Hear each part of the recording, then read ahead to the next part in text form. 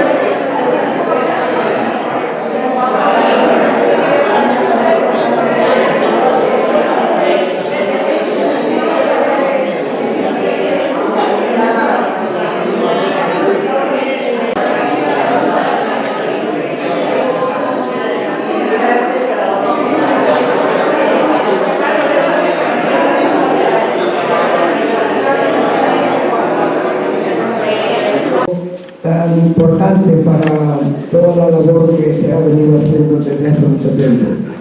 Estoy aquí muy bien acompañado. Está con nosotros el secretario de Estado, don Fernando Martínez, el delegado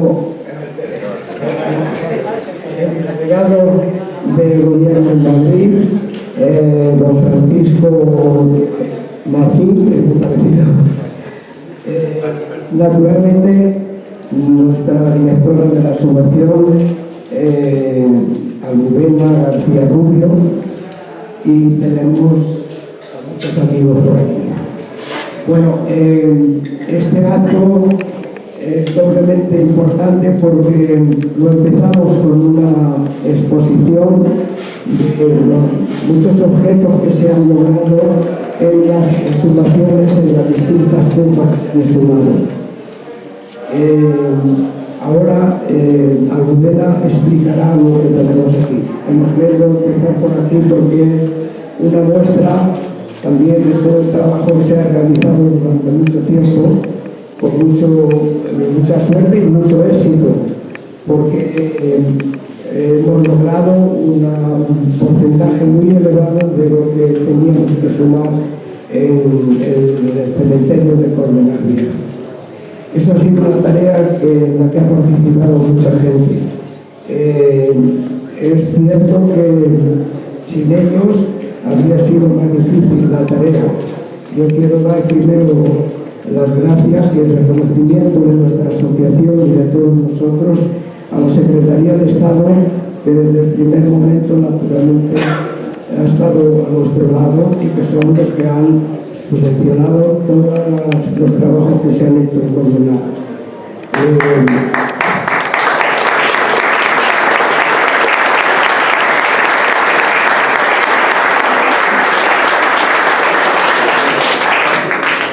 El secretario de Estado, Fernando, no solamente ha hecho su trabajo como él tiene costumbre, sino que ha empatizado con todos los que hemos estado haciendo esa labor y naturalmente ha sido un aliento muy importante para todos nosotros. Quiero también dar las gracias al Ayuntamiento de San Sebastián de los Reyes, que encabezó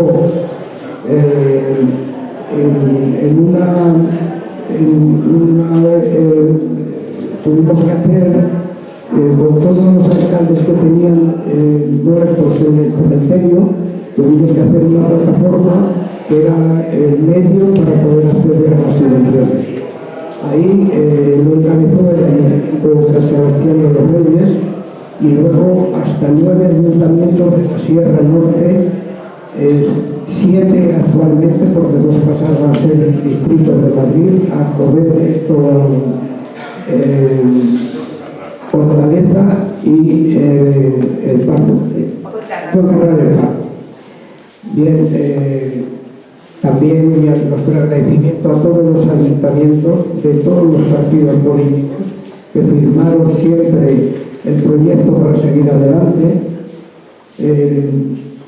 Aranzadi ha sido una suerte para todos nosotros. Realmente han hecho su trabajo, que son apreciables, además impecables, y lo que han empatizado también, han estado a nuestro lado y ha sido también para nosotros muy importante. Ha habido voluntarios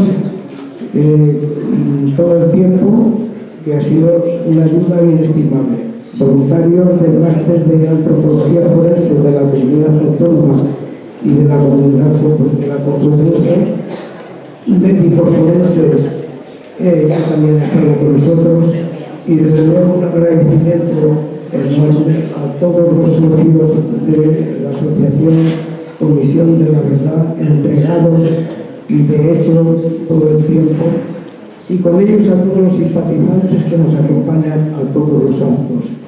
Es muy alentador saber que poco a poco, de aquel olvido tan tremendo de un hombre que se cumple ahora 85 años, haya gente que haya visto ese mural que hay ahí, de los nombres de todos los que representan los 151 consejos de guerra que llevamos organizados, 32 fusilados, olvidados durante tanto tiempo, y ahí sus familias ya saben que están aquí y en el cementerio y pueden llevarles flores, visitarles, y pensamos seguir haciendo esta labor hasta el final. Bien, muchísimas gracias. Ahora yo le doy la palabra al gobierno. Perdón, el delegado del gobierno nos va a decir unas palabras. Le doy la palabra.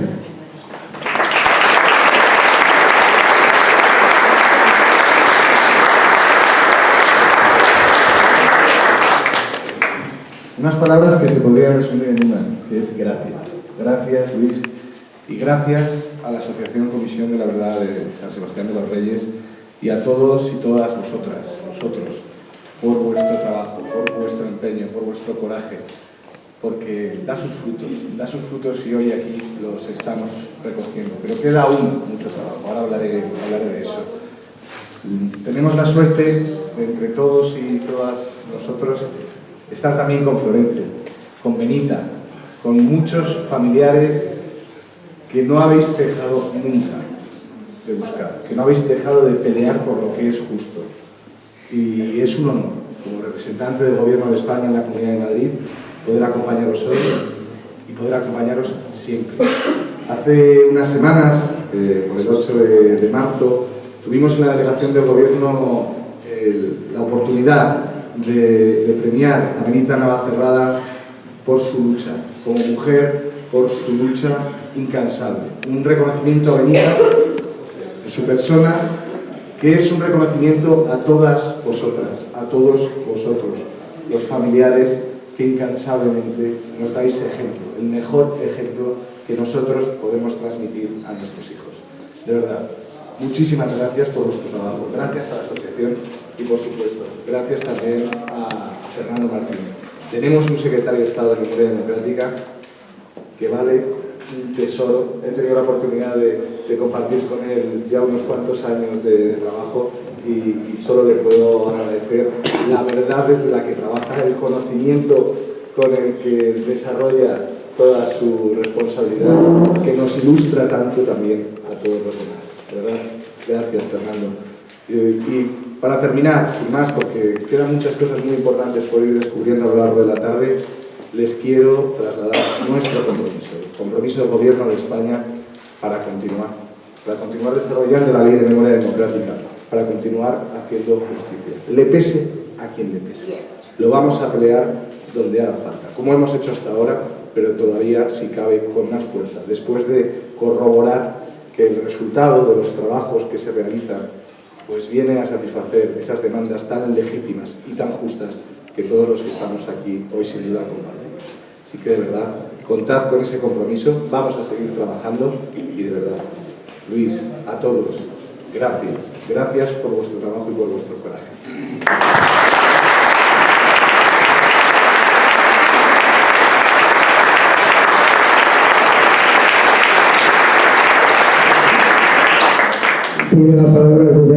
reunión. Hola, buenas tardes.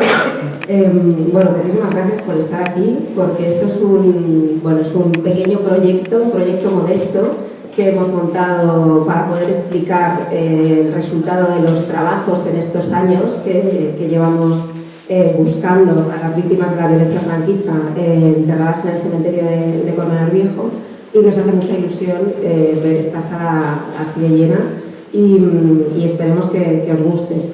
La idea que teníamos era montar una exposición que, como digo, contara qué es lo que hemos hecho hasta ahora y en qué punto estamos. Y para eso hemos montado estos paneles fotográficos y estos textos. Pero inevitablemente las exhumaciones, porque estamos viendo los esqueletos y porque estamos en el lugar donde decidieron enterrar a estas personas, nos llevan al momento de su muerte. Y nos apetecía poder contar su historia, poder contar su vida desde otro lugar. Y es por eso que decidimos incluir en el proyecto la restauración de algunos de los objetos que encontramos junto a ellos, ¿no? Es una pequeña selección, se han restaurado 142 objetos que acompañaban a 18 de las víctimas que buscamos y que encontramos, y que son pequeños elementos de la vida cotidiana que nos hablan de su vida, nos hablan de ellos cuando vivían. Son objetos muy sencillos, asequibles, un poco anónimos, pero que son del día a día, que están impregnados del día a día de estas personas, y que esperemos que cuando os asoméis a las vitrinas y veáis esos botones, que es lo único que ha quedado en muchos casos, ¿no? Los elementos de cerámica, los elementos de caucho, pues penséis en ese gesto de abrocharse la camisa o de calzarse o abrocharse el cinturón, que es a veces lo único que nos queda, ¿no? Y salir de casa. Y eso es lo que queríamos evocar un poco con esta exposición. Y bueno, si tenemos un poquito de tiempo antes de entrar, ya no sé cómo me vais diciendo, pues podemos a lo mejor ver algunas de las vitrinas y que luego os asoméis y vayáis viendo qué es lo que teníamos así pensado. Porque en cada vitrina, bueno, esto lo primero que quiero decir, aquí estos materiales han sido restaurados por Margarida Munar y Bernat Burgaña, que son dos restauradores de Mallorca. Nosotros, el equipo Aranzadi, llevamos años trabajando en Baleares, y allí el gobierno balear, un poco de forma pionera, lo que ha hecho ha sido, cada vez que hace un plan de fosas, al año siguiente restaura los objetos de lo que se ha encontrado el año anterior. Y de esta manera, de esta manera va todo encadenado. Y Bernat y Margarida lo hacen muy bien, porque bueno, son unos materiales un poco especiales y ellos han aprendido a restaurarlos. Si queréis luego pasar el informe que tenemos aquí, podéis ver las imágenes de ellos trabajando, que son una delicia, la minuciosidad con la que lo hacen, y que lo que se trata es de parar, de frenar el proceso de deterioro que sufren estos objetos porque han pasado muchos años y han estado enterrados, y también porque nosotros los desenterramos. Y al cambiarles de ambiente, pues hay que frenar el deterioro y, en la medida de lo posible, volverles a su forma normal. Son objetos que hemos seleccionado porque algunos son los más diferentes, más particulares, y otros porque son los que aparecían en todos los demás, así que representan un poco a todos, y bueno, son un poco representativos de lo que hemos encontrado. Aquí, por ejemplo, lo que veis en cada vitrina es el conjunto de objetos que acompañaba a uno o dos individuos, y por eso la cartela está puesto a cada lado. En esta primera, una de las cosas que vemos, junto a las suelas del calzado que llevaba, esto es lo más muy habitual que encontremos, aunque no todos van calzados, luego llevan unos botones próceres, que llamamos. Son un tipo de botón que se hacía de cerámica, pero de manera industrial, que se hicieron desde la segunda mitad del siglo XIX hasta la primera mitad del siglo XX, que el plástico empieza a sustituirlos, y son muy característicos de esta época, ¿no? Y para nosotros son un poco, o sea, el de los elementos más habituales que encontramos. Alguna hebilla metálica y una moneda. Veréis en alguna de las vitrinas que se han recuperado algunas monedas que son generalmente de poco valor. Hay muchas que no podemos, están ya tan gastadas que no podemos ver de qué eran, pero hay algunas de 25 céntimos, de 1937, que pone segundo año triunfal, otras son de Alfonso XII, de 1878, que todavía estaban en curso. Esto lo podéis ver en las vitrinas. Y aquí también encontramos un peine. Si os fijáis, hay dos peines y en los dos casos el lado donde estaban las púas pequeñas las han quitado. No es que se las hayan caído por el tiempo, sino que las quitaban para poder usarlo de mango, ¿no? Se llevaban en el bolsillo y así era como más fácil peinarse. En este caso, la particularidad que tienen estas suelas es que son de caucho. Al contrario de lo que veíamos aquí, que son unas suelas de zapato ya de cuero, son unas suelas de una zapatilla que se ha conservado y que además podemos ver que son de la talla 41 y de la marca que era, ¿no? Que era una marca de uso habitual en esta zona. Y aquí concretamente tenemos los elementos de uno que son un poquito diferentes. Hay solamente un enganche que puede ser de algún corchete que lo llevaba en la parte de arriba de la bicicleta, pero luego encontramos dos corchetes a la altura de las tibias, que lo que nos dice es que esta persona llevaba unos ligueros para los calcetines, ¿vale? Y además recuperamos solo uno, porque quería llevar dos gemelos para cerrar la camisa, que son de cobre con un baño de oro. Esta persona además tenía trabajos dentales de oro. Claro, eso no es algo que pudiera permitirse todo el mundo en ese momento. Ahora mismo esto no nos da muchas pistas porque lamentablemente para las víctimas de la guerra civil no tenemos registros dentales porque de los años 30 no se han conservado.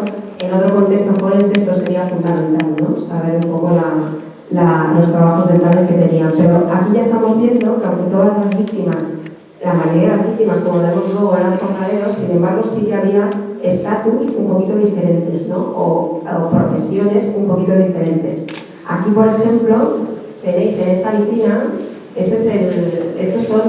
acompañaban a, bueno, de momento hasta que lo vamos a identificar, que es 405, que es un número que damos nosotros en la documentación y que claramente corresponde a una persona que trabajaba el campo, porque lo que vemos son unas abarcas hechas reaprovechando el neumático, reaprovechando el caucho del neumático con unas tiras de cuero, ¿no? Son típicas de ir a trabajar en el campo.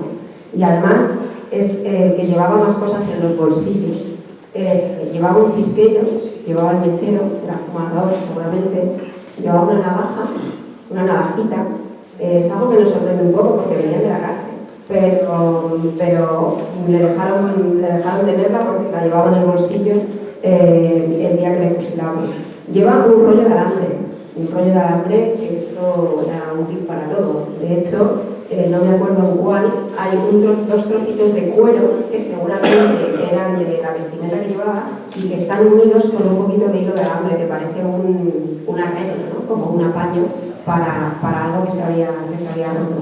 Y además llevaba un monedero que lo encontramos hecho polvo y han podido reconstruirlo bastante bien con un conjunto de 10 monedas que están bastante bien conservadas, ¿no? Parece que es que todo es lo típico que te echas a los bolsillos cuando sales de casa y así lo hemos encontrado.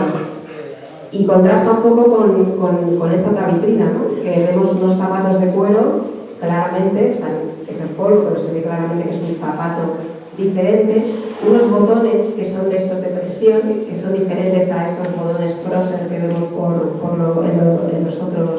en otros casos, y esto que veis aquí plastificado en campo, durante la excavación veíamos que era tejido, en la ficha escribimos tejido sin saber qué era, que estaba como por la zona así torácica, y han podido extender y es un pañuelo. Es un pañuelo que además es de un color oscuro, pero tiene unas rayas doradas, ¿no? Debía ser un pañuelo, un pañuelo elegante. Y luego aquí, por ejemplo, pues tenemos una cosita un poco diferente, y es que, como os contaremos en la charla, aunque todo lo que hemos encontrado está, digamos, en la posición original en la que fueron enterrados, hemos encontrado algunas cosas alteradas posteriormente. En una de estas zonas removidas aparecían algunos elementos de vestimenta que se habían dejado abandonados aquí. Y están aquí, que son unos botones, unas hebillas, unos zapatos, y también hay una prótesis dental, ¿vale? Es una prótesis dental de la maxila y de la dentadura, de las dos, de estas que son, vamos, de tira y pon, y que podéis ver el sistema, ¿no? Y la forma que tenían entonces. Son unas piezas dentales más pequeñas de la realidad, pero que deberían funcionar. Así que ya veis que hay, bueno, pues gente que tenía posibilidades de tener asistencia odontológica, gente que puede ser que no, y luego uno de los elementos más particulares que hemos visto aquí, que por lo que hemos hablado con algunos compañeros solo se había encontrado en el flete del Ebro. Uno de los cuerpos tenía, luego veremos la foto, este botecito que veíamos durante la excavación, que veíamos laboratorio y pensábamos que era una medicación, y ahora la restauración nos ha permitido ver que era insulina, ¿vale? Entonces sabemos que es una persona diabética, que es algo que no habríamos podido saber si no estuviera en este bote, porque la diabetes no deja marcas a nivel esquelético. Y que esto es importante, ¿no? Porque la insulina se descubre en 1920, en el 21, en el 23 les dan el premio Nobel porque esto revoluciona la medicina, cambia la vida a toda la gente que sufría esta enfermedad. Enseguida empieza a haber laboratorios. En España no había, esto es un laboratorio de Copenhague, y era buscar.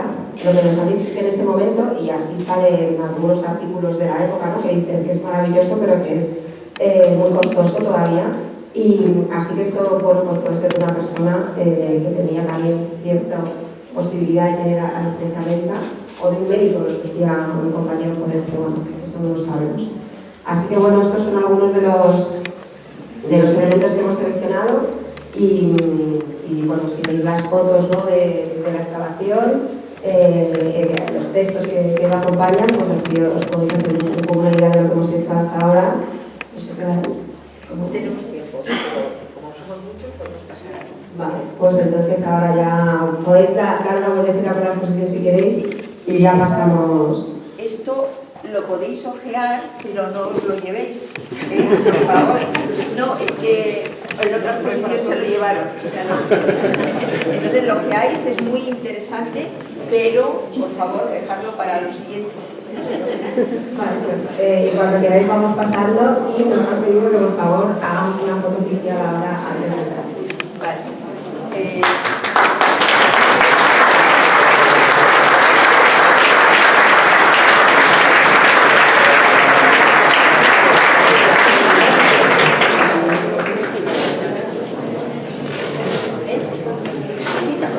Vamos a ir poco a poco entrando en la sala. Muchas gracias a todos por estar aquí presentes. Hoy es un día muy importante para nuestra asociación, pero para todas las familias. Se ha abierto pues una esperanza que la teníamos ahí aletargada, y estamos realmente contentos.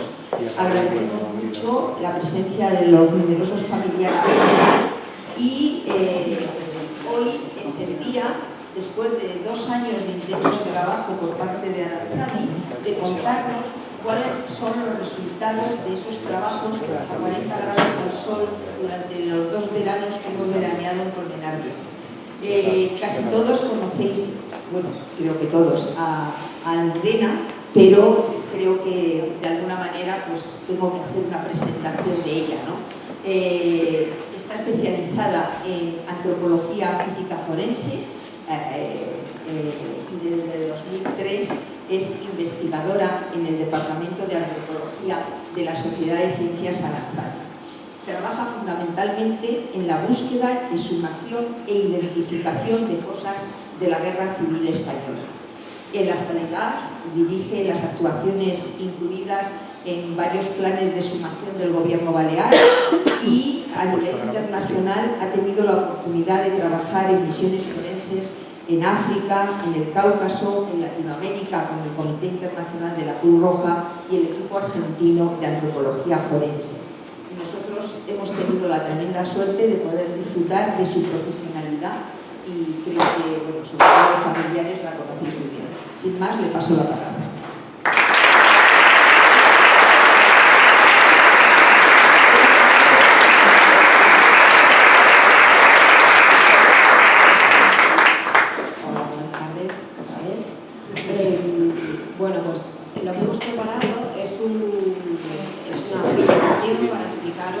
sido los trabajos en el cementerio. La mayoría de vosotros habéis estado allí casi todos los días, pero como hay personas que no han tenido la oportunidad de ir, vamos a ver un poquito en qué consistieron los trabajos esos 2 años y en qué punto estamos. Ha cambiado aquí, hay pero algunas no. cosas que mientras estamos trabajando no podemos interpretarlas bien y es necesario trabajar un poquito los datos para Esto no puede ser, ¿eh? del registro para ya poder ver las cosas. No sé si se puede bajar la luz. Ese es de este. Ese es de aquí. Ese es de este. Perdona, es que no consigo que esto baje, que se cambie, perdón. Esto ya es el colmo de los colmos. Hay creo que nos hemos traído un pasadiapositivas con el pen intercambiado, así que voy a tener que hacer así con las pasadiapositivas, no es que no pase nada.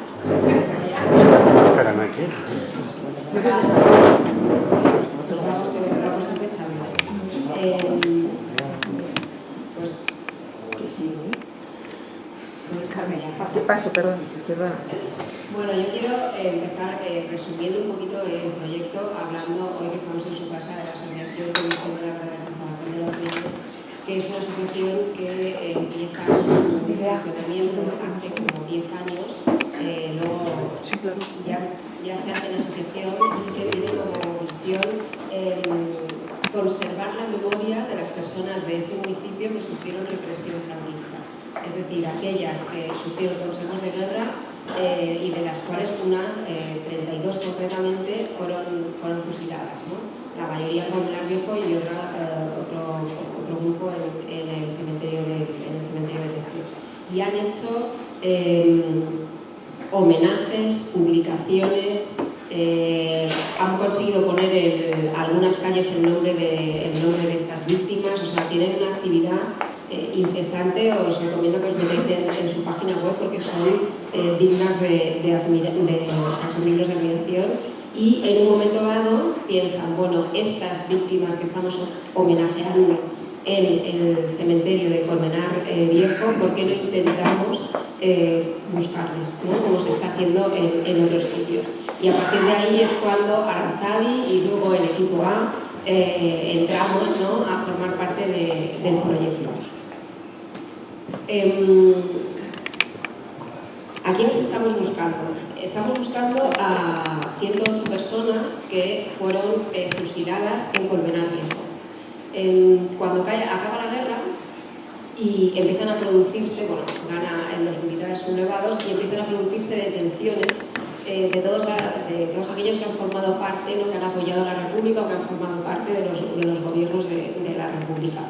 Estamos hablando de la zona norte de Madrid, ¿no? Estas son imágenes de La Sierra Convulsa, que es este libro que habéis visto expuesto en la exposición y que es el origen de todo, de Roberto Fernández, que Roberto coordinó. Roberto está aquí, como siempre, con nosotros.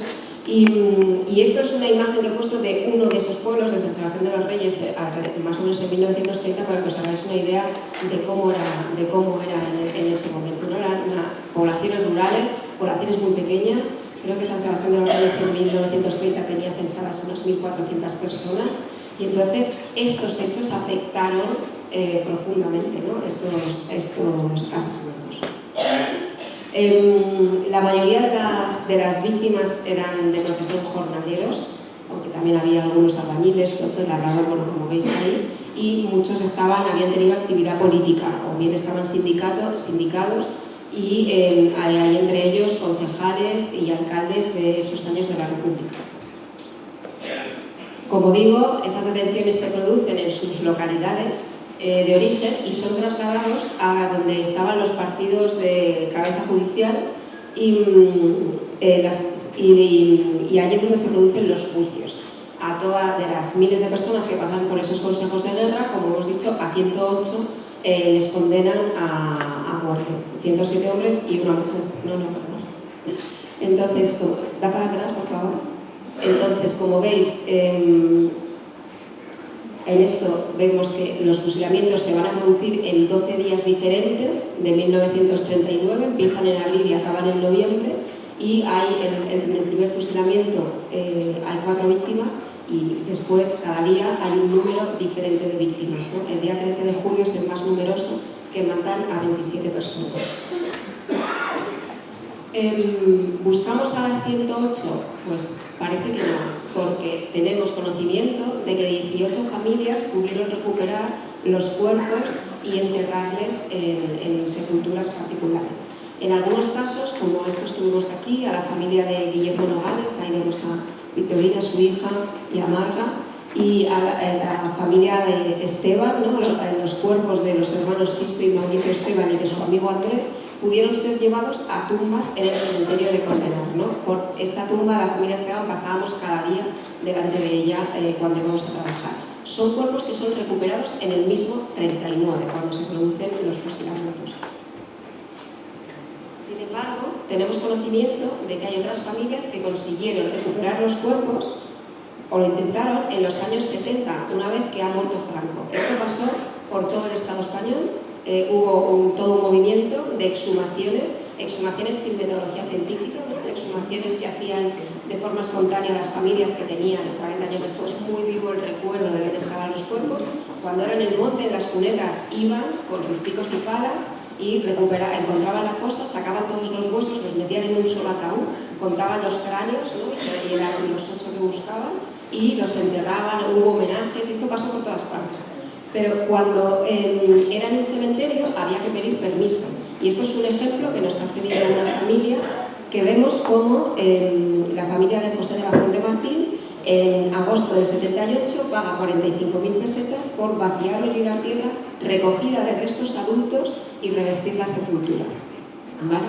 Esto es importante que lo tengáis en la cabeza para otra cosa que contaremos un poquito más adelante, ¿no? Estos intentos de recuperar los cuerpos 40 años después. Era muy difícil en un sitio donde no estaba señalizado saber dónde estaba justamente el que tú querías recuperar. Bien, ¿dónde hay que buscarles? En el cementerio. Hasta aquí llega la documentación. O sea, esto eran consejos militares, eran juicios militares, está todo por escrito, hasta que llegamos al punto de dónde les entierran. En los libros de registro del cementerio pone que son enterrados en el cementerio de la localidad a causa de muerte shock traumático. ¿Por qué? ¿Dónde dentro del cementerio? Pues esto es una cosa que ya sabemos a través de los testimonios, porque algunas familias sabían dónde habían sido enterrados. ¿Y qué es lo que nos decía? Cuando estábamos montando el proyecto, ¿qué información teníamos? Pues que aquí veis una imagen del año 45, de los vuelos que hicieron los norteamericanos en el contexto de la Segunda Guerra Mundial, por encima de todo el país, que sacaron fotografías aéreas que son consultables, y esto es lo mismo en la actualidad. Entonces, esto era la zona del antiguo cementerio civil, que estaba aquí, ¿vale? Esta es la puerta principal, hoy y entonces. Llegas a una capilla, por el pasillo llegas a esto que era la antigua morgue, que hoy en día ya no es una morgue, aquí estaba el cementerio civil, y aquí había unos nichos, que ahora veremos en la siguiente imagen, y en la trasera de los nichos se hicieron otros enterramientos. En esta imagen de aquí, que es del año 51 y tiene una nitidez increíble, se ve muy bien, ¿no? Esta era la puerta principal, la capilla, el paseo, o sea, un pasillo por el que llegas al cementerio civil, que entonces estaba separado por un muro, ¿no? Así estaban todos los cementerios, no estaba completamente separado, era el lugar para la gente pues, que profesaba otras religiones o que se suicidaba, que no podía ser enterrado en la zona sacra, ¿no? Y veis que aquí había el bloque de nichos con este tejado, y aquí hay un pasillo. Esto es del año 51, del 39 al 51 esto ya lo han empezado a utilizar, pero antes no había nada, ¿no? Lo que nos cuentan es que no había nada y que en este límite es donde hicieron algunos enterramientos. Bien, con esta información, 2 zonas de búsqueda, pedimos la primera subvención y, bueno, perdonad, esto es la primera, para que veáis cómo está en la actualidad. Este es el cementerio civil y tenemos toda la superficie, que es de 6 por 8 metros, pero no vamos a poder intervenir en todo, porque como veíais ahí 2 cuadrados amarillos, están señalizando dos cosas que se han construido posteriormente. Esto es una tumba construida en 1988, es de un alcalde socialista que quiso ser enterrado en esta zona específicamente porque era la zona donde estaban los suyos. Y esto es un cenotafio, es decir, 4 familias de los represaliados decidieron poner allí una sepultura porque por allí estaban los restos de sus 4 familiares. No sabemos si están justamente debajo de esas 4 lajas de mármol, pero es un símbolo, ¿no?, que colocaron estas familias en los años 80. Y luego el paseo, ¿no? Este pasillo, veis cómo ha desaparecido el bloque de nichos, ese que estaba tejado ha desaparecido, queda un pequeño murete y todas estas tumbas que veis que tienen una orientación diferente, que son posteriores. Vale, pues en 2022 teníamos una subvención pequeñita, pero que nos iba a permitir hacer la primera búsqueda. Y esto era importante porque nuestra experiencia nos dice que en los cementerios que han seguido en uso hasta la actualidad es muy difícil encontrar restos en posición original del año 39. ¿Por qué? Pues porque los cementerios, ya habéis visto las fotos aéreas, este cementerio está abigarrado de tumbas. Bueno, pues hace falta otro, así que se va sacando lo que tiene más años para hacer espacio para los nuevos enterramientos. Así que lo que había que ver era, lo primero, intentar ver si quedaba algo. Y decidimos hacerlo en el cementerio civil porque, como veis, es una zona que parece menos afectada. Vais a ver cómo primero excavamos una mitad y al año siguiente la otra mitad. Vale. La intervención del 2022. Bueno, veis a los compañeros quitando todo ese hormigón que es completamente moderno y llegando ya a unos niveles de tierra, que es como nos decían que estuvo el cementerio siempre. Era un suelo de tierra, que además, como estaba el muro, la gente tiraba basura. Eso fue un poco lo que llevó a esa familia a hacer ese cenotafio, porque estaban hartos de que esto estuviera siempre en malas condiciones. Y aquí ya veis cómo han aparecido nivel cementerial, ¿no? Un nivel cementerial que luego veremos mejor que se caracteriza. Veis que aquí hay como una zanja, otra zanja y una tercera zanja, trincheras las llamamos nosotros, trinchera 1, 2 y 3. Y aquí es donde van apareciendo los restos que vamos documentando, que vamos excavando, gente con experiencia, con conocimiento en anatomía humana, se van haciendo las excavaciones con cuidado y este es un poco el resultado, ¿no? Aquí tenemos la trinchera 1, que veis que vemos solo parcialmente porque tanto la tumba del 88 como el cenotafio y su cimiento no nos permiten verla entera. En ese momento no teníamos permiso de las familias del cenotafio para quitarlo, así que bueno, quedamos un poco a la espera. Ahí encontramos cuatro individuos y es interesante la trinchera 2, que encontramos un grupo de cuerpos a este lado y 2 a este otro y que estaban separados por este murete, del que hablaremos luego. Y una trinchera 3 que estaba vacía. Os llamo la atención sobre estas tibias que están aquí, que eran enterramientos del cementerio civil que cortan cuando hacen estas trincheras y que sabemos que son del año 39 porque todos estos esqueletos correspondían a varones, tenían signos de muerte violenta, tenían marcas de disparos en cráneo y mandíbula principalmente. Este es uno de los cuerpos que encontramos. Están enterrados en ataúd, se ven restos de madera. Si veis un ataúd lo han puesto en una orientación, aquí está un cráneo y aquí está el otro, para que quepan en el ancho de la trinchera, vamos, de la fosa, de la zanja que habían excavado. Y os llama la atención sobre la posición de los huesos, ¿no? Todo esto que está desordenado, este fémur que está girado, esta tierra tan húmeda, aunque era el pleno mes de agosto, lo que interpretábamos es que el nivel freático, un nivel natural de agua, una corrientía natural de agua, estaba muy alta y que en alguna época del año crece tanto que los huesos flotan y por eso estaban así de descolocados, ¿vale? Al otro lado la mayoría estaban en ataúd, sin embargo aquí tenemos dos esqueletos que no estaban en ataúd. Veis cómo aparece madera en este lateral de los ataúdes que estaban debajo y estos dos cuerpos sabemos que han sido enterrados a la vez, ¿no? Porque aquí tenemos cómo están en contacto esos brazos. Este es un resumen gráfico que se entiende muy bien. Esto lo voy a estar todo el rato diciendo, hablando de plantas y secciones.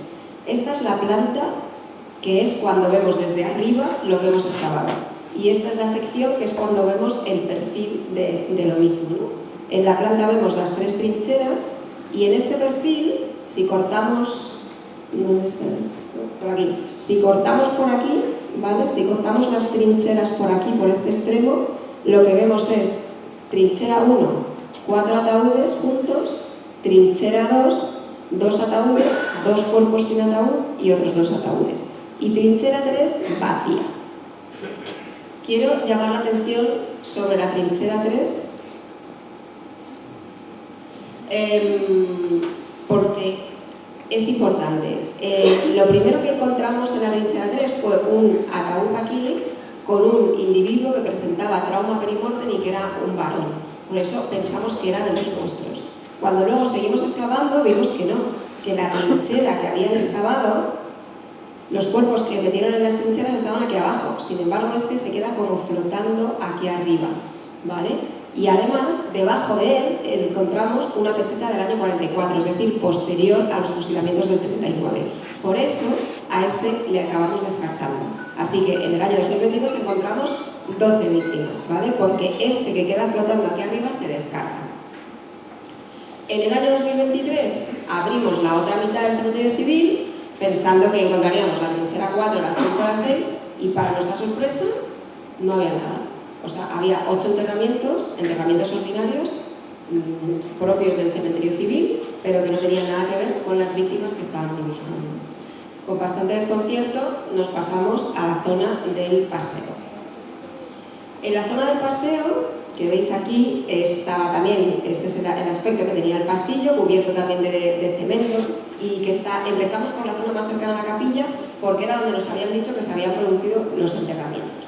Veis que enseguida ya empiezan a aparecernos hallazgos de interés, enseguida empezamos a ver cosas muy parecidas a las del cementerio civil y fuimos sabiendo. Ahora os voy a enseñar unas cuantas imágenes para que veáis el trabajo que hicimos. Aquí las compañeras del equipo A, Elvira con el martillo neumático, Charo con la radial, Juan con el pico, Pablo con los cubos. ¿Por qué? Porque cuando uno hace una excavación, lo primero que tiene que pensar es dónde va a poner toda la tierra que va a sacar.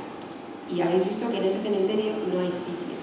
Así que toda la tierra que tuvimos que sacar, que en una de las carteras lo puse porque busqué cuántas sacas de 1 metro cúbico habíamos comprado y son miles de kilos de tierra los que han salido de aquí a mano y han vuelto a entrar después a mano para cubrirlo todo. El cementerio ha quedado perfecto, pero bueno, hay que decirlo, que esto fue una trabajera. Seguimos, veis todas las sacas de tierra que pudimos colocar, carretilla para afuera, por todas partes colocamos sacas, en la zona que ya habíamos excavado, en el cementerio civil cuando habíamos terminado, en la calle, bueno, sacas por todas partes que luego repusimos. Contentos del esfuerzo, porque como digo, estaban saliendo las cosas bien. Y ya empezamos a ver, bueno, pues veis, ¿no?, que esto tiene poco aspecto de enterramiento ordinario, de un enterramiento ritualizado, ¿no? Esta acumulación de cuerpos unos encima de otros, algunos sí que estaban en ataúd y tenían este otro aspecto. Algunos estaban muy bien conservados, esto es un ejemplo, ¿no? Veis el esqueleto está perfectamente conservado, esto nos facilita mucho la tarea tanto en la excavación como después en el laboratorio.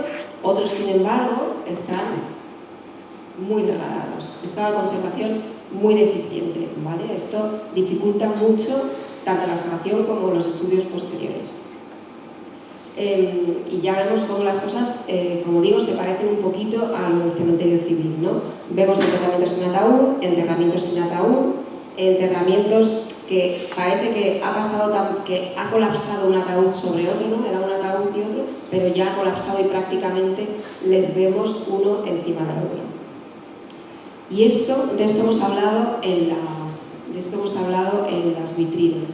Esto claramente son unos restos removidos, ¿no? Aquí hay algunos restos, veis que hay restos del ataúd y todo es un batiburrillo de restos de más de una persona y que en los restos de cráneo podíamos ver que había signos de trauma perimortem, ¿no? Que es lo que decís, como llamamos a estas fracturas que se han producido alrededor del momento de la muerte.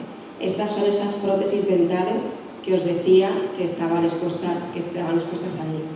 ¿Con qué podemos relacionar esto? No podemos asegurarlo al 100%, pero esta alteración que se ha hecho posteriormente a los enterramientos y lo ha revuelto todo, pues pueden ser las exhumaciones de los años 70, que buscaban aquí y parte de lo que encontraron se lo llevaron y parte lo dejaron aquí.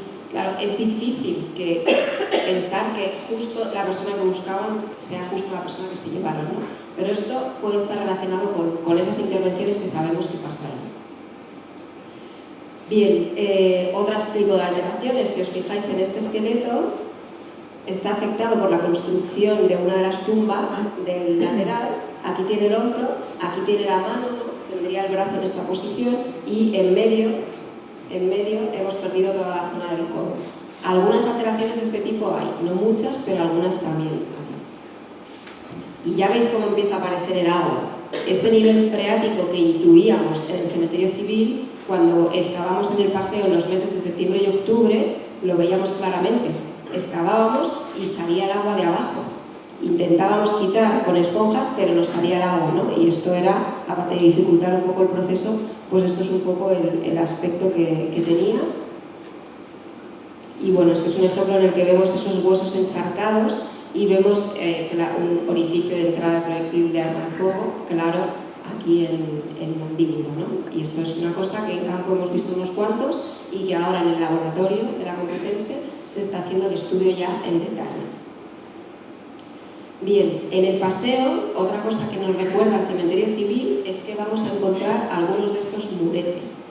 Hemos llamado muretes, bueno, son alineaciones de piedra que están haciendo separaciones, ¿no? Y vemos pues aquí un ejemplo y aquí, ¿no? Hay un ataúd o vamos, hay un enterramiento y aquí hay un murito que está haciendo una separación porque al otro lado también había enterramientos. Ahora veremos qué puede significar esto.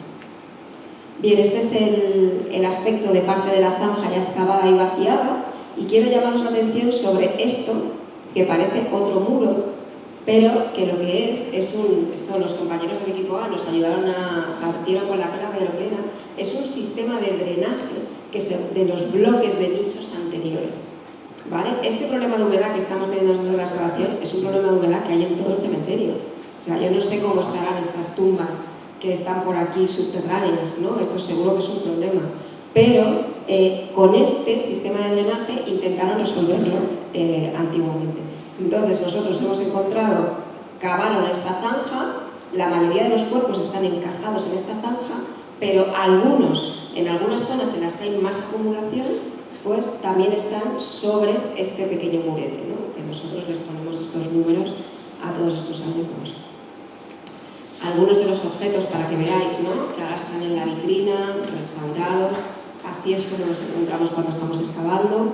Este es ese bote de insulina que veíamos. Cuando leéis en la cartela que está en la zona torácica nos referimos a esto, ¿no? Lo encontramos aquí junto a las costillas, seguramente en el bolsillo de la chaqueta o en el bolsillo de la camisa. Y estos botones prócer, ¿no? De cerámica que comentábamos antes, típicos de camisa, y otros botones más grandes que puede ser de una prenda de más abrigo y un grafito de un lápiz. Bueno, una vez que ya excavamos, se hace la documentación, el esqueleto está perfectamente excavado para ser fotografiado. Aquí nos damos sombra con esa sábanas de Carmen, por cierto, que de mi madre, que nos ayudaron a hacer sombra para las fotos. Veis toda la seguridad que tuvimos que poner en un momento dado, ¿no? en esta zona para salvaguardar las tumbas y a nosotros mismos. Y se hace todo el registro con georradar y fotografías aéreas con dron, ¿no? Esta foto es una pasada, ahí donde se ve el dron con la fosa abajo. Y este es el resultado, ¿no? Por eso hemos llamado una brecha de silencio. Esta es la gran brecha que abrimos en el cementerio de Colmenar Viejo y que nos está dando toda esta información y que la excavamos en su totalidad, desde la capilla hasta el muro. Lamentablemente, aquí hay unas tumbas del año 78 que se meten en el pasillo y que los restos que hubiera ahí abajo en su momento ya no están. No, eso ahí hemos perdido información y seguramente los restos de las víctimas que estuvieran allí se llevaron a los Sario en los años 70. Y esto son las representaciones que hacemos después de todo el registro. Vemos desde la zona de la capilla, veis que aquí cada color, veis que hemos puesto nivel 1, nivel 2, nivel 3 y nivel 4, ¿no? En esta zona hay mayor superposición y los esqueletos y los cuerpos cubren también ese nivel de drenaje, y en otras zonas hay 3 niveles y están más encajados en la fosa. Vale. Esto es la sección, ¿no? Como lo vemos en perfil. Aquí hay mucha información, así que ahora vamos a ir detallando algunas cositas que podemos interpretar, ¿no? Pero os llamo la atención sobre estas 2 sepulturas modernas y este hueco que tenemos lamentablemente aquí, que no podemos hacer nada para arreglarlo, pero bueno, viendo un poco hasta dónde llegaban esas tumbas, la verdad es que menos mal que solo son 2 y no ha habido más pérdidas. Así que este es un poco el resumen de lo que hemos encontrado en el paseo, y que el paseo está funcionando de esa trinchera 4 que buscábamos. 65 enterramientos en posición original, 7 conjuntos en posición secundaria, de estos que veíamos un poco movidos. Todos están boca arriba, la mayoría en la misma orientación. Es verdad que en el cementerio civil veíamos que unos estaban hacia un lado y hacia el otro para poder hacer hueco. Aquí están casi todos orientados igual, muchos en ataúd. De esos muros de separación, como el que vemos aquí, hemos detectado 7, aunque hay diferentes categorías dentro de esos muros. La mayoría conservan elementos de indumentaria y unos cuantos algunos objetos personales, como los que hemos visto. Y estos datos que vemos aquí son datos que hay que coger con pinzas, porque es lo que nosotros pudimos ver mientras excavábamos, y que ahora mismo está siendo todo revisado en la Complutense, ¿no? Que por cierto están nuestras compañeras de la Complutense, están por aquí y están haciendo ahí un trabajazo para poder perfeccionar esto que hicimos, ¿no? Y acabar de saber. Aquí ya vimos que había 56, claramente eran varones, y había unos restos de mujer. Todos eran adultos y al menos había 5 que eran igual o menores de 25 años, pero seguro que hay más jóvenes porque en los listados hay más jóvenes, así que en el laboratorio los encontrarán. Y había claras fracturas perimortem y claros signos de muerte violenta. Vale. Pues ahora vamos a ver un poquito algunas cosas que con esta información podemos interpretar. Volvemos al cementerio civil. En esta planta vemos todo esto que son enterramientos ordinarios, que no hay más hallazgos de interés, y las 3 trincheras que hemos visto, ¿vale? A ver, para la siguiente. Y ahora vamos a ver en la trinchera 2, que es la que tiene los hallazgos, que es la que hemos podido ver entera, porque ya hemos visto que la 3 estaba vacía y que la 1, la mitad, se nos mete debajo de un enterramiento moderno. Vamos a ver en la trinchera 2 que tenemos. Aquí vais a ver que todo el rato abajo pone trinchera 3, pero es una rata que no me da cuenta, es la trinchera 2. Lo primero que hicieron, aquí lo que vamos a ver es la secuencia de lo que pasó en el año 39. Lo primero que hicieron fue excavar la trinchera entera, ¿vale? Excavaron la trinchera entera y en un momento posterior metieron el primer enterramiento e hicieron parte del murete, pero parte del murete, que solo sube hasta ahí. En un momento posterior meten otro. ¿Por qué hacen este murete?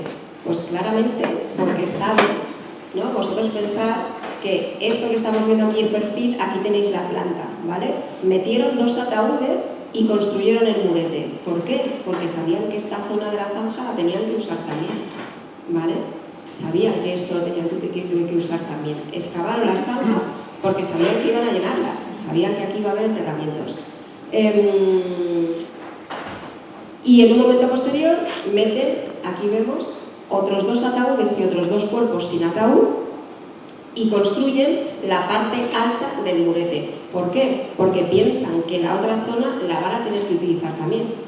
Lo único que luego no la utilizaron, ¿no? De hecho, esta parte de la trinchera 2 y la trinchera 3 están vacías. Pero aquí lo que vemos es que hubo cierta planificación, ¿no? al excavar las 3 trincheras y luego ir llenándolas en momentos distintos. ¿Con qué podemos relacionar estos momentos distintos? Con los días de enterramiento, porque hemos dicho que hay 12 días diferentes de enterramiento. ¿Y cuál es la...? Bueno, y luego además creo que hemos puesto cómo pasa, bueno, que aquí se produce este colapso, ¿no? Estos colapsos de ataúdes que en campo nos parecía que todo estaba muy junto, pero que ahora viendo los dibujos vemos que hay un poquito más de separación y de grupos. Entonces, ¿qué es lo importante de lo que hemos visto, de esto que estamos viendo aquí? Pues que sabemos que uno de estos cuerpos lo hemos identificado, ¿vale? Es Florencio Elipe Sánchez. Y eso nos da una fecha, que es 13 de julio del 39. A ver, 13 de julio del 39. Pero ese día mataron a 27 personas. Aquí no hay 27 personas, ¿no? Lo que sí sabemos es que el 19 de junio del 39, que mataron a 14, son los del cenotafio. Y los del cenotafio están en la trinchera 1, ¿vale? Entonces, ahora ya podemos poner un poco de orden. En realidad, lo veíamos muy lógico. Primero la trinchera 1, luego la trinchera 2 y por eso la trinchera 3 se ha quedado vacía. Pero es que además ahora podemos ver que en esa trinchera 2 hay diferentes momentos de enterramiento. Algunos son anteriores. Es lógico porque hubo fusilamientos los días previos. Y además, el día del 13 de julio entierran a 27 personas. No los tenemos a todos allí, pero el día 27 de julio es donde está la única mujer que mataron. Y aquí, 458 es donde está el esqueleto de la mujer que encontramos. Con lo cual, ya tenemos la certeza, no tenemos ADN. Hay que avanzar en la genética y tenemos que confirmar que esta única mujer es la mujer que estamos buscando. Pero lo que tenemos claro es que el día 27 de julio, 13 de julio, perdón, aparte de las víctimas las enterraron en el cementerio civil y aparte en el paseo, que es lo que decían los testimonios. Los testimonios decían, a los que no confesaron ante el cura les metieron en el cementerio civil. No sabemos si es por eso, pero lo que está claro es que ese día ya utilizaron ambos espacios. Y sabemos que el espacio del cementerio civil está utilizado unos días antes, seguro, para los días de fusilamiento anteriores. Quiero llamaros la atención sobre este murete de aquí, ¿vale? Esto que en el cementerio civil lo tenemos bastante claro, hemos intentado interpretar la secuencia de todo el paseo con los muretes que tenemos y ya os lo digo, no podemos. O sea, no se puede poner en relación lo que estamos viendo en campo con los grupos de enterramiento y las personas que buscamos. No es tan fácil, no nos salen croquis porque nos faltan cuerpos, porque nos falta todo lo que está debajo de esas tumbas. Pero vamos a ver algunas cositas que no pudimos ver durante la etapa de campo y que ahora con estos dibujos es más fácil ver. Ese murete que os estaba señalando es este de aquí. Ahora que vemos el paseo entero, es este de aquí. Veis que aquí hay otro murete, que es esto marrón.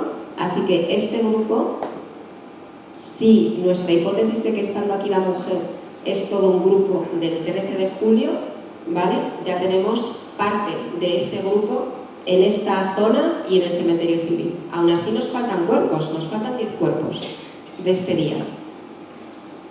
No podemos interpretar si hicieron el muro y los metieron a la izquierda, si hicieron el muro y los metieron al otro lado, o si decidieron empezar a enterrar en este lado. Eso no lo podemos saber, ¿vale? Pero lo que sí que vamos a ver algunas cosas más sobre el orden de enterramiento. Y antes de seguir os quiero llamar la atención sobre esto. ¿Qué vemos aquí? Vemos un ataúd que parece que está flotando, ¿no? Como el que teníamos en la trinchera 3 del cementerio civil.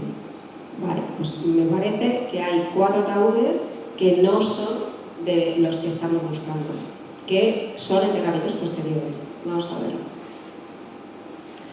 Es en esta zona, aquí vemos la planta, son 4 ataúdes que cuando estábamos excavando nos llamaba la atención a las antropólogas que no tenían trauma perimortem. Nos llamaba la atención porque estaban como muy seguidos, pero también decíamos, bueno, algunos están tan mal conservados que no se ve bien. Así que estos los llevamos a la Complutense igualmente y se van a analizar igualmente. Pero ahora cuando vemos el perfil, claramente aquí hay un murete, rellenaron de tierra todo este espacio vacío y posteriormente metieron aquí a gente, ¿vale? No sabemos, no tenemos la certeza de que estos 4 individuos sean del año 39. Seguimos. Lo que sí que podemos saber gracias a los muretes es que estuvieron enterrando por los 2 lados. La zanja la excavaron entera, se fueron a la parte de atrás de los nichos, excavaron la zanja entera y empezaron a usarla por los 2 lados, ¿vale? Y en medio se queda este hueco. ¿Por cuál de los 2 empezaron? No lo podemos saber, porque tenemos este vacío de información aquí y es un poco difícil. Ahora, aunque no podamos interpretar más, como en esto tan largo es difícil ver las cosas, lo hemos dividido en 5 sectores y os los voy a enseñar para que los veáis un poquito más de cerca. Empezando por la capilla, esta es la zona donde tenemos mayor acumulación. Parece que empezaron extendiendo los cuerpos por abajo, luego hicieron un murete y en un momento posterior metieron más cuerpos arriba, ¿vale? Esto quiere decir que al menos aquí hay individuos de 2 o 3 días. Si avanzamos un poco en dirección a la pared, llegamos a este hueco que hemos visto antes, donde están estos ataúdes más altos. Si seguimos avanzando, llegamos a un punto muy complicado de interpretar, porque hay 1, 2, 3, 4, 5 y 6 muros. Algunos completos y otros que están por encima de algunos de los enterramientos. Así que esta es una zona que nos es difícil de interpretar y de poder poner en relación con esos grupos que buscamos. Este es el grupo de la mujer, que ya hemos visto antes. Y así llegaríamos hasta el final, ¿no? Con otro pequeño grupo que perdemos el rastro en todos estos metros hasta aquí, que sabemos que hay uno más. Así que estas son un poquito las novedades que podemos ver ahora que hemos trabajado más la documentación. 1. Las trincheras se abrieron todas a la vez.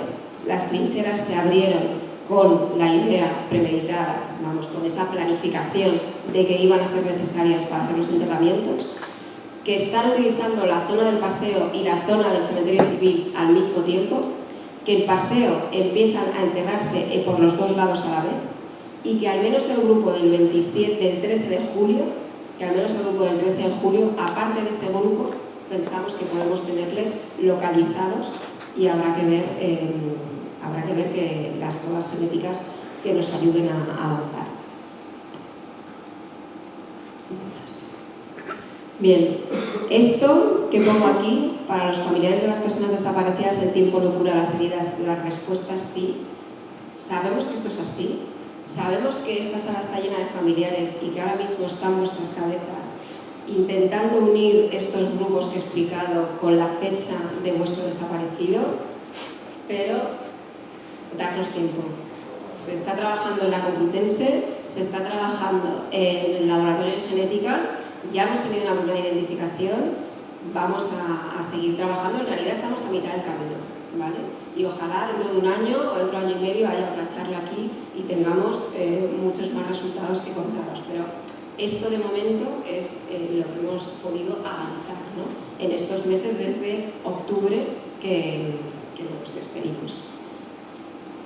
Y he hablado del laboratorio de genética, el tema del ADN como está ahora mismo. Tenemos 41 muestras de familiares tomadas y de los restos que hemos recibido hasta ahora, de los restos esqueléticos, de los 12 del 2022, solo 6 conservan ADN. Y esto es una cosa que tenéis que saber, ¿vale? La humedad es malísima para la conservación del ADN y no estamos pudiendo extraer ADN de todos. Esto nos dificulta un poquito el trabajo.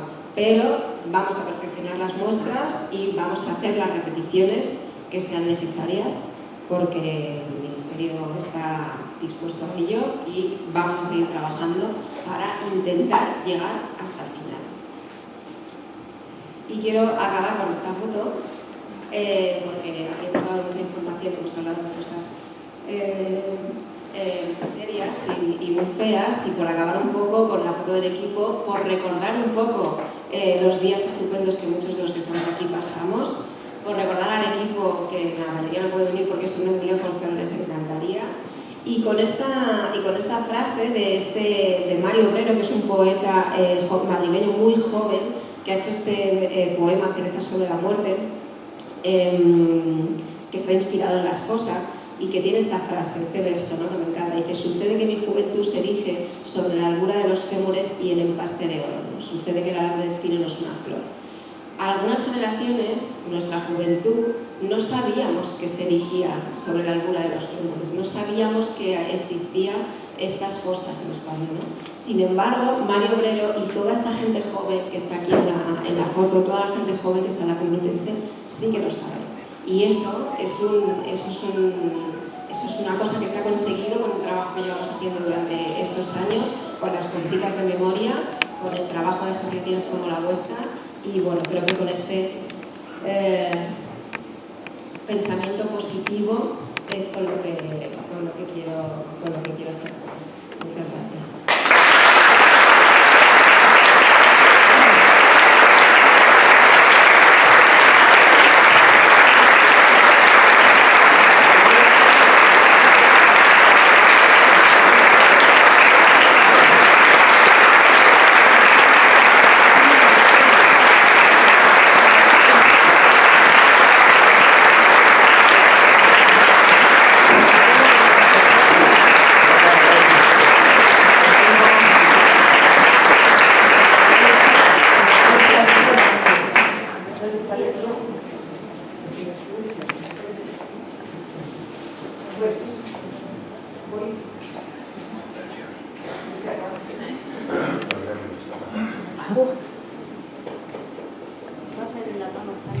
Bueno, como os habéis dado cuenta, la profesionalidad no es tema de debate, ¿no? Este viaje que hemos hecho para hacer las exhumaciones es un viaje de muchos años. Empezamos en el año 20 y estamos en el 24. Quizá empezamos en el 19 preguntando y demás, y estamos en el 24. Y desde el principio nos ha acompañado Almudena. Entonces la asociación, la junta directiva de la asociación, decidió en el día 10 de enero de 2024 nombrarla socia de honor, por los motivos que ahí dice, porque su gran profesionalidad en la dirección de los trabajos de exhumación de las fosas del cementerio parroquial de Colmenar Viejo ha estado acompañada siempre de una calidad humana permanente en la atención a los descendientes y en el asesoramiento constante a nuestra asociación. Sirva este reconocimiento también para todos los profesionales y estudiantes voluntarios que han participado en los trabajos con la misma actitud. Y esto fue refrendado por la Asamblea General de Socios por unanimidad el día 10 de abril. Así que tenemos nuestra tercera socia de honor.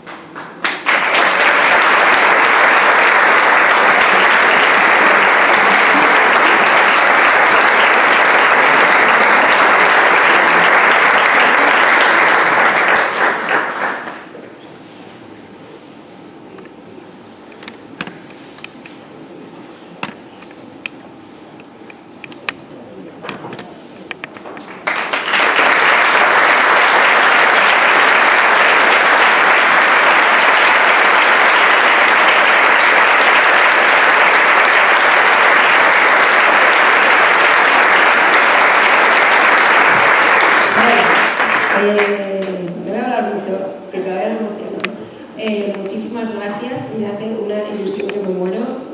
ya sabéis que os admiro profundamente por todo el trabajo que hacéis y es un honor formar parte ahora ya me siento un poco de la familia, pero ahora ya oficialmente.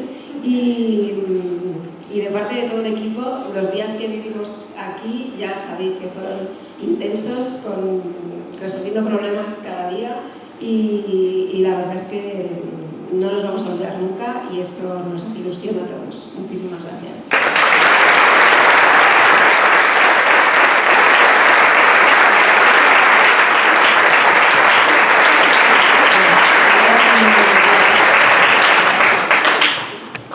Nuestro secretario de Estado de Memoria Democrática, Fernando Martínez López, al que, bueno, a su secretaría debemos el que hayamos podido llegar hasta aquí y esperemos llegar hasta el final.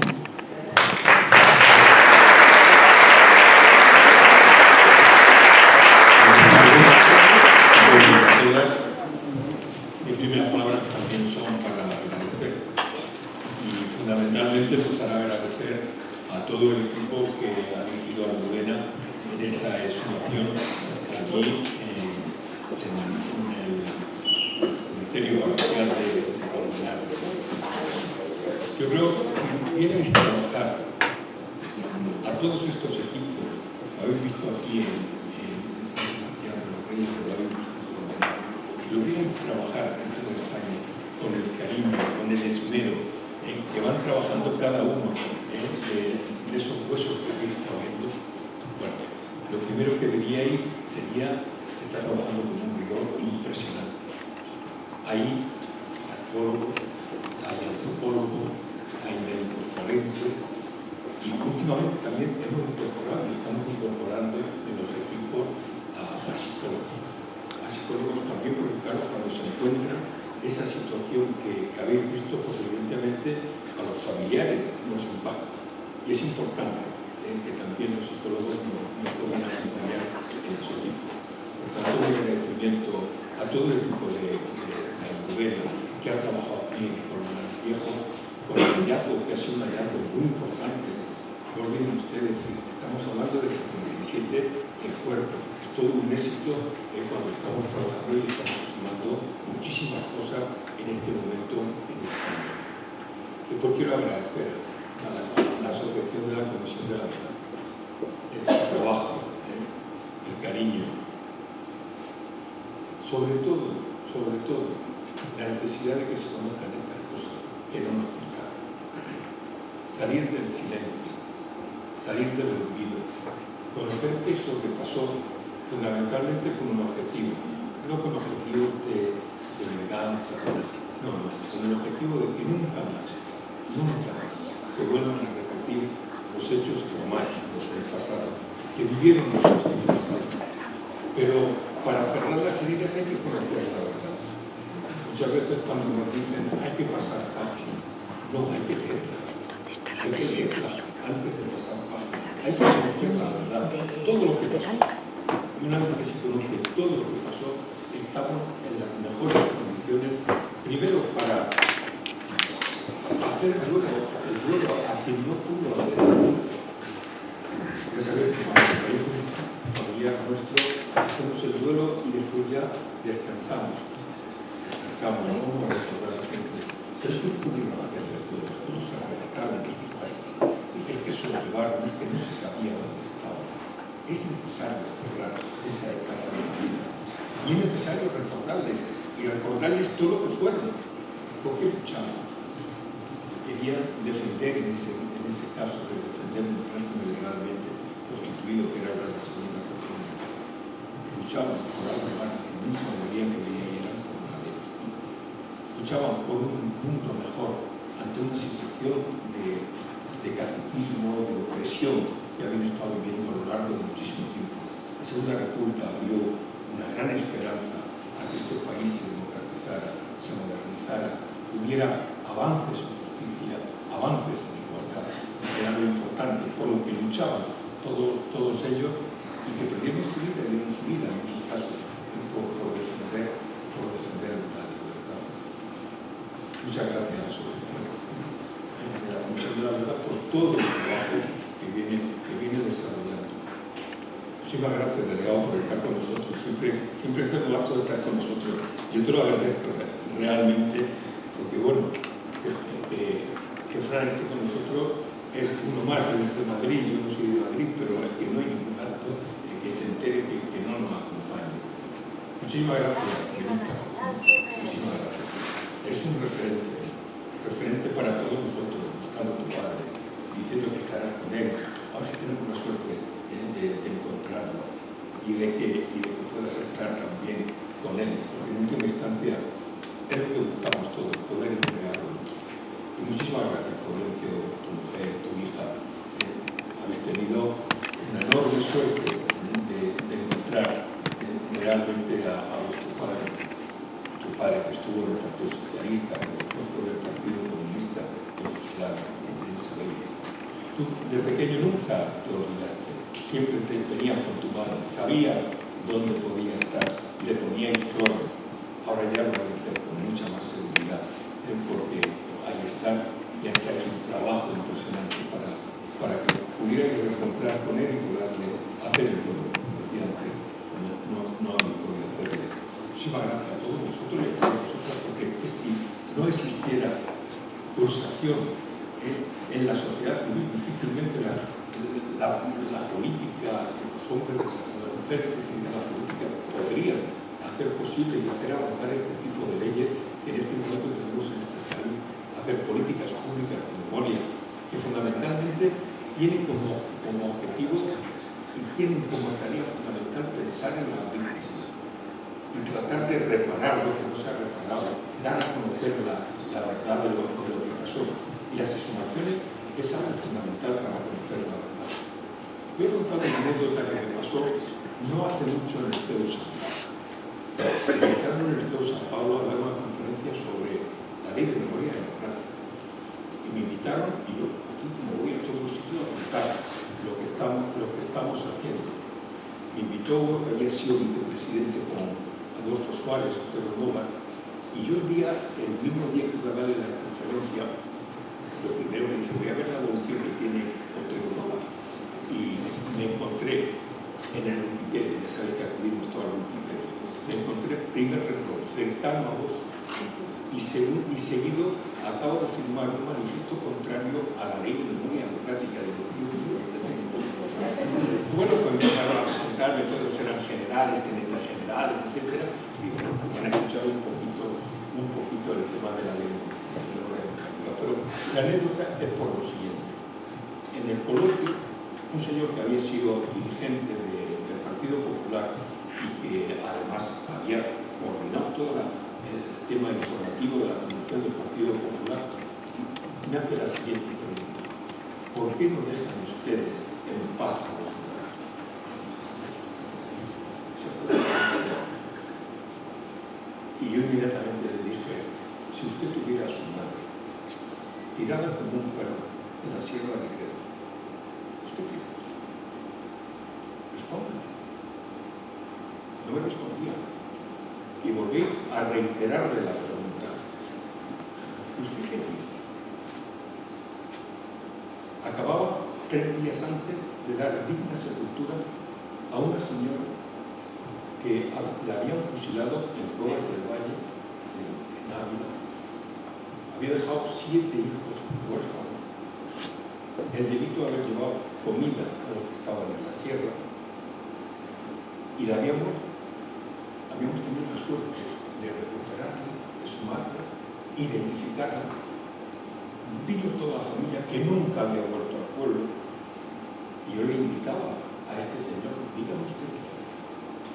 Digo, como no se atreve a decírmelo, yo sí le digo lo que usted mismo haría. Primero, enterrarla, darle paz que no ha podido tener. Y en segundo lugar, si usted estuviera en la vida política, lo que haría no sería otra cosa, sino crear las condiciones para que todos y todas aquellas que están en esta situación pudieran entregárselas a sus familiares. No dijo absolutamente nada, pero se quedó callado, porque hay muchas veces que cuando estamos hablando de sumaciones en actos como estos, hay gente que no quiere que se hagan, pero hay que recordarles una cosa, todos los que fueron víctimas de mayores, todas absolutamente, fueron exhumadas. Todas. A principios de los años 40. Y sin embargo, las víctimas de los vencidos todavía muchísimas en cunetas, muchísimas en fosas comunes, de cementerios y en distintos parajes de la geografía española. Y es un deber moral del Estado, de la democracia, hacer este tipo de planteamientos y apoyar con las políticas públicas el proceso de todas las instituciones. No es algo en lo que no gastemos el dinero en balde, es algo fundamental para la democracia. No se puede concebir la memoria sin la democracia. No se puede concebir la democracia sin la memoria. De ninguna de las maneras. Y esto hay que conocerlo, fundamentalmente. Y además hay un deber de memoria que les puedo decir que estamos impulsando de una manera absoluta. La inmensa mayoría del presupuesto que tenemos en la Secretaría de Memoria Democrática es para exhumaciones. Esta es la primera tarea que tenemos los que estamos al frente de las políticas de memoria. Cerca del 60% va destinado fundamentalmente a fosas. En los últimos 4 años y medio, hemos exhumado 7.000 cadáveres. Y estamos intentando localizarlos a través de ADN, etcétera, para poder entregárselo a sus familiares. Y con esto no se tira el dinero. Es algo que se tenía que haber hecho hace mucho tiempo. No se ha hecho, pero felizmente en este momento tenemos la clara voluntad de hacerlo. Antes de venir a estar con ustedes, he estado con la asociación de la Comisión de la Verdad, con Almudena, que me planteaban que han podido sacar un exhumado, que han podido localizar el caso de Florencio, pero que queda todavía que cotejar el ADN con las muestras que han extraído y están en esos dos laboratorios de la Complutense y también de Biomisma. Y me decían, ¿va a ser posible identificarlos? Es que para nosotros una exhumación no termina con sacarlos, termina cuando podemos identificarlos. Porque una exhumación son estudios previos para localizar dónde están. Después hacer la exhumación. Después hacer los análisis antropológicos. Después están los análisis genéticos para poder identificarlos y poder entregarlos a la familia. Y después queda lo último, que es identificarlo, porque todos no se pueden identificar. Estamos teniendo de un 35 a un 40% de identificaciones. ¿Y el resto qué hacemos con ello? Pues hacer un pequeño mausoleo, un monolito, un mausoleo, un memorial y ubicarlos ahí perfectamente científicamente localizado, pues si en un momento determinado puede aparecer algún familiar que da las muestras de ADN y que pueda retirarlo de esa zona. Y ahí culminaremos lo que es todo el proceso de Colmenar, de la exhumación de Colmenar Viejo. Así que esa es la tarea que tenemos, ahí estamos. Le he dicho que no se preocupen, que para nosotros hay que culminar las tareas y no dejarlas a la mitad. Por lo tanto, van a tener ayuda del Gobierno de España para tratar de localizar esos 77 a los que se pueden. Decía Almudena que en algunos casos están repitiendo, en el caso del padre Florencio decían que han repetido 7 veces las muestras para intentar identificarlo. Pero bueno, eso es lo que normalmente estamos haciendo en toda España para tratar de conseguir el objetivo de que se le pueda dar digna sepultura. Con esto, permitidme que os diga, no reabrimos heridas, cerramos las heridas que están abiertas. Estas heridas están abiertas. Florencio sabe que esa herida estaba abierta y en este momento tendrá paz él y tendrá paz su familia. Hay que cerrar las heridas y a la democracia le corresponde cerrar estas heridas. Como decía antes, es un deber moral. No hay que pasar página como dicen algunos, hay que leerla. Y una vez que se lea, entonces es cuando aprendemos del pasado. Y no todos fuimos culpables. No. Eso que se dice, todos fueron culpables. No. Los culpables fueron los que se levantaron contra un régimen legalmente establecido. Y otros defendieron ese régimen legalmente establecido. Y ese régimen legalmente establecido no hacía otra cosa que ayudar a los campesinos, ayudar a los trabajadores, a hacer mejores eso que llamamos los convenios. Pues entonces se hacía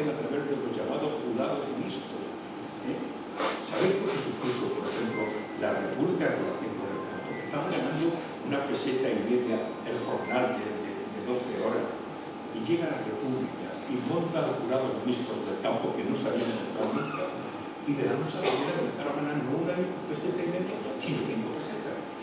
Pesetas de la de todo. Imaginaos lo que empieza a suponer para esos hombres y sobre todo para su familia la llegada de un movimiento republicano.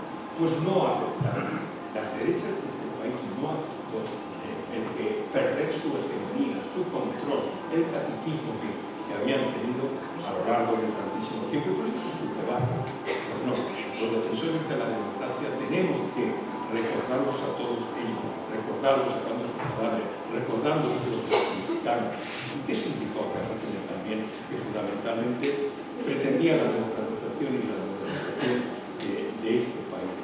No fuimos todos culpables, algunos sí fueron los que se levantaron en contra del régimen legalmente establecido. Y ahora nos dicen algo nuevo. Estamos viendo como en algunas comunidades tratan de derogar las leyes de memoria y que se haga esto que estamos haciendo y que estamos comentando esta tarde. A todo este tipo de cosas que comentaba le añaden una. Y esa que le añaden no es otra cosa que tanto la dictadura como la república fueron iguales. Una cosa es una democracia, otra cosa es una dictadura. Y por lo tanto, que no venga en este momento a decir este tipo de cuestiones. Les digo una cosa, en nombre del gobierno de España, vamos a seguir llevando la ley de memoria en políticas públicas de memoria hasta el último rincón de este país. Si quieren derogar una ley, nosotros estaremos allí haciendo políticas públicas de memoria. No le están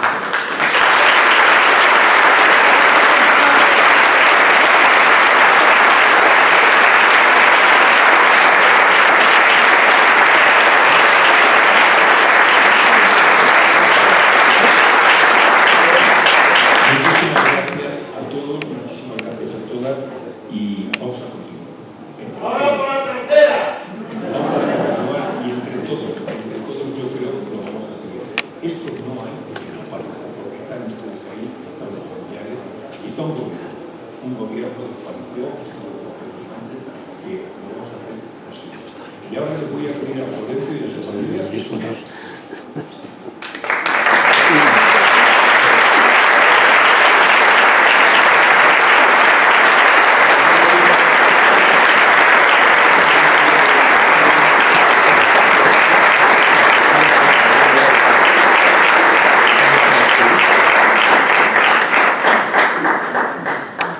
Para entregarle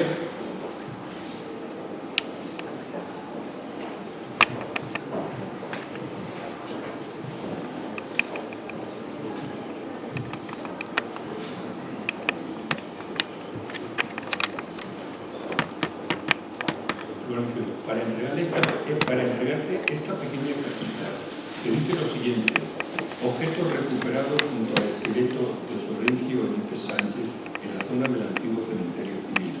Fragmento de hebilla de hierro rectangular que conserva un pasador. Gancho de hierro de corchete y fragmento de anilla de corchete. Fragmento de cita de cuero. Aguja de aleación de cobre con cabeza redonda. Fragmento de hierro de corchete y fragmento de hierro indeterminado. Esto era de tu padre.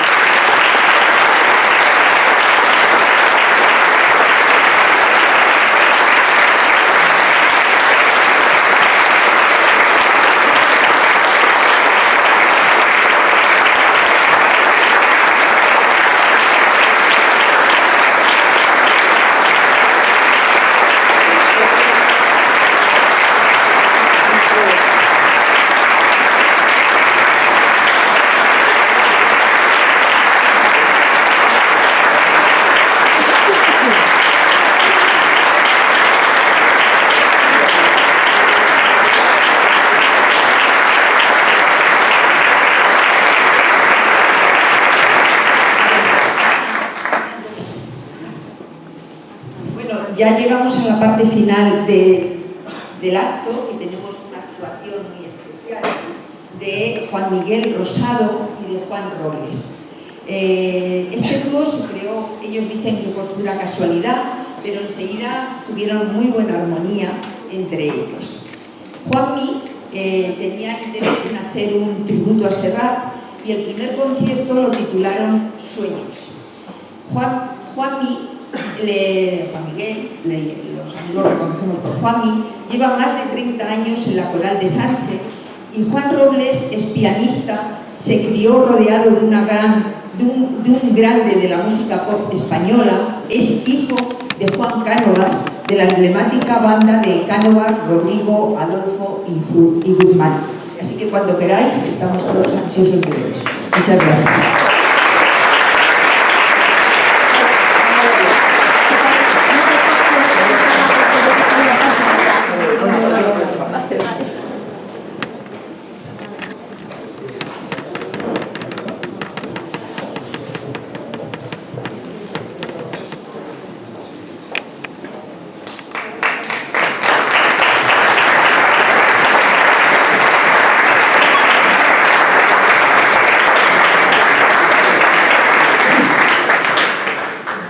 Buenas tardes.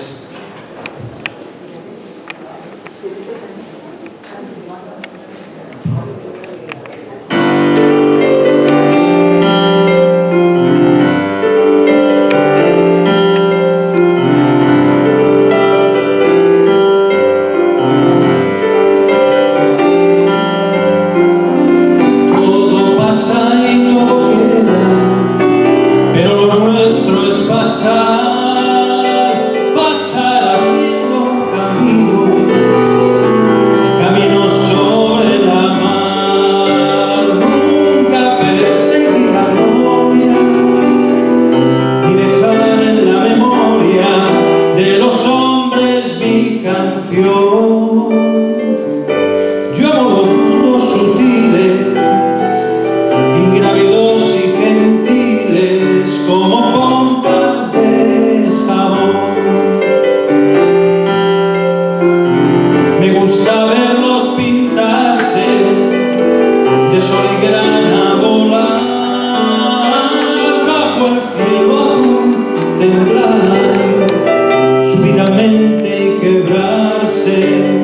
Nunca perseguí la gloria. Caminante, son tus huellas el camino y nada más. Caminante, no hay camino, se hace camino al andar. Al andar se hace camino y al volver la vista atrás se ve la senda que nunca se ha de volver a pasar. Caminante, no hay camino sino estelas en la mar. Hace algún tiempo en ese lugar donde hoy los bosques se visten de espinos, soy yo la voz de un poeta gritar.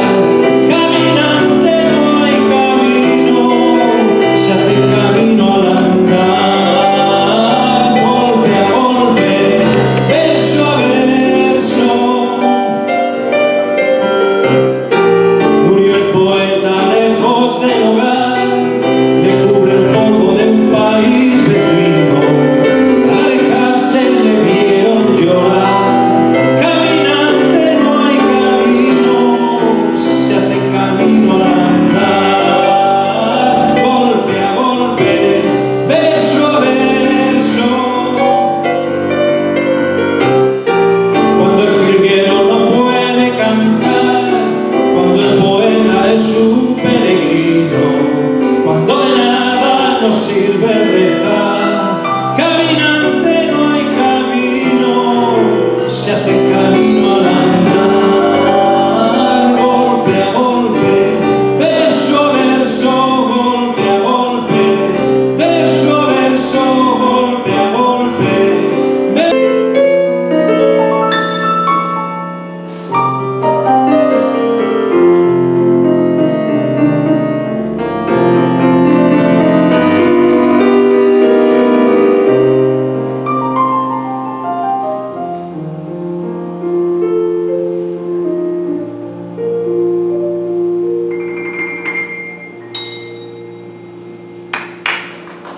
Como un ladrón que acechan detrás.